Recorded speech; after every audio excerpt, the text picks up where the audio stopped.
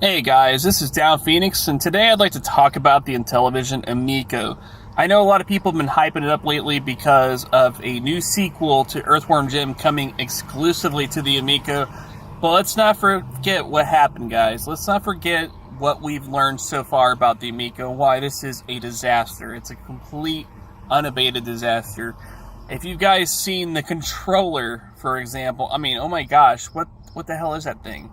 It looks like a freaking Zune or an iPod with a touchscreen. It looks like nothing like a game controller should. And it's not going to function that way either because most of the input is going to be touchscreen. So it's kind of weird because they're trying to market this towards people that used to remember the Intellivision back in the day.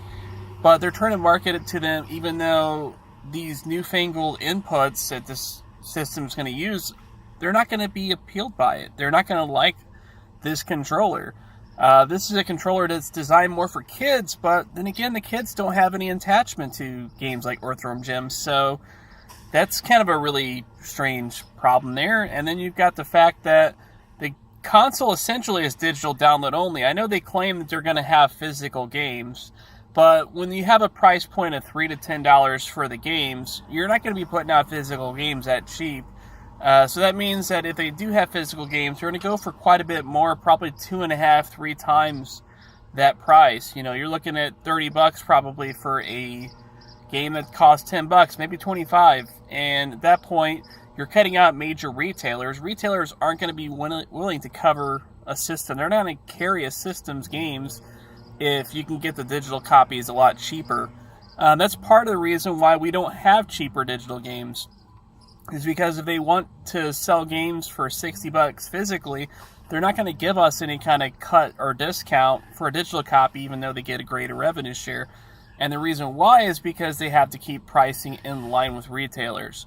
So you can forget any major retailers carrying them. You're going to have to get them directly from Intellivision, or maybe some niche publishers like Limited Rental do them. But yeah, you can pretty much forget that.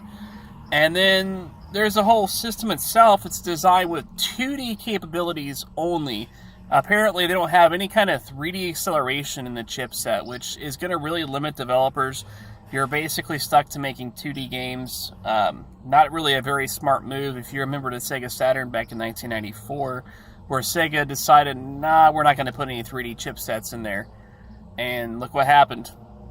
And then there's also the fact of the matter that I really don't get the fact that some of these YouTubers out there, I'm not going to name any names, but they bashed the hell out of the Switch up until the first year that it came out, and then they started like saying it was good and whatnot.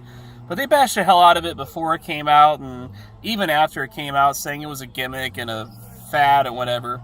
And yet, you see these same exact YouTubers praising this thing and thinking it's going to be revolutionary and all that stuff.